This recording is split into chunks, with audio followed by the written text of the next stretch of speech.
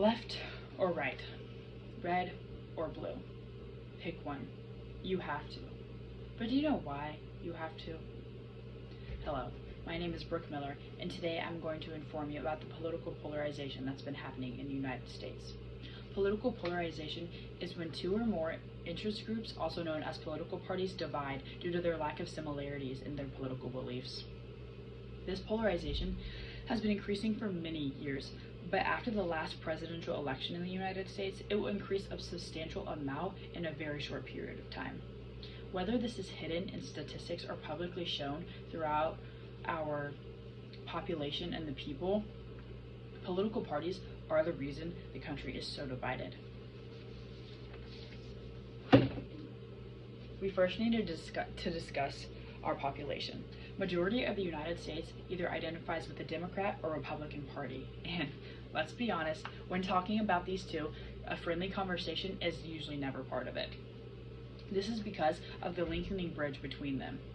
And why does it matter that they're lengthening? Why does it matter that they're becoming more divided? Well, someone might be criticized for stepping outside the box and saying that they disagree with certain aspects of the other party. This causes people to clash and butt heads and start attacking each other's personal beliefs, which is the complete opposite of what this country was founded on. Next, let's take a look at this chart from the Pew Research Center.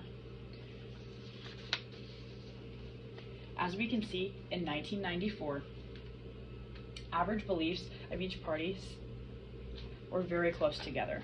Fast forward into 2014, and even more so in 2024, these medians have completely split. Now, you will always have people who are very right or very left, and it is very important to us to find people that we can agree with and that are like-minded and so we can talk about our ideals together.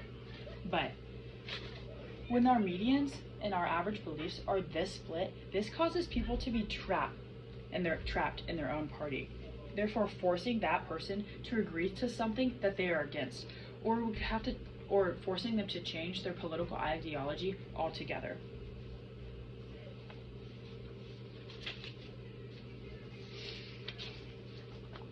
Now, this problem has not only just affected us as citizens, it has infected our government as well.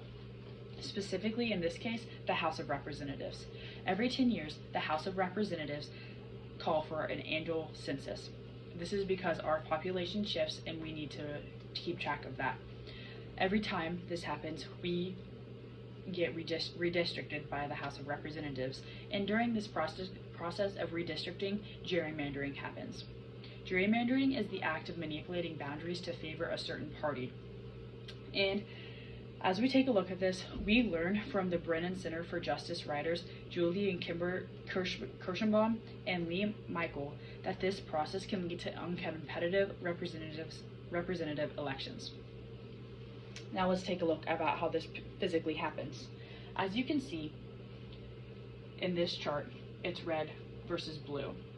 Red here is the minority, and how it should be is that if they were all split equally, blue would win and the people would be properly represented.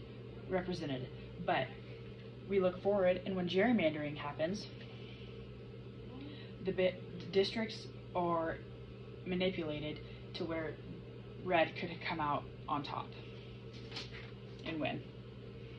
We also learn from Kirschenbaum and Michael that this disengages people's voice and is very highly undemocratic. Now, this does not only happen in the legislative branch. Well, it doesn't only happen in the House of Representatives, it happens in the entire legislative branch. Congress is split as well, Democrat versus Republican. Congress is also in charge of passing bills into law.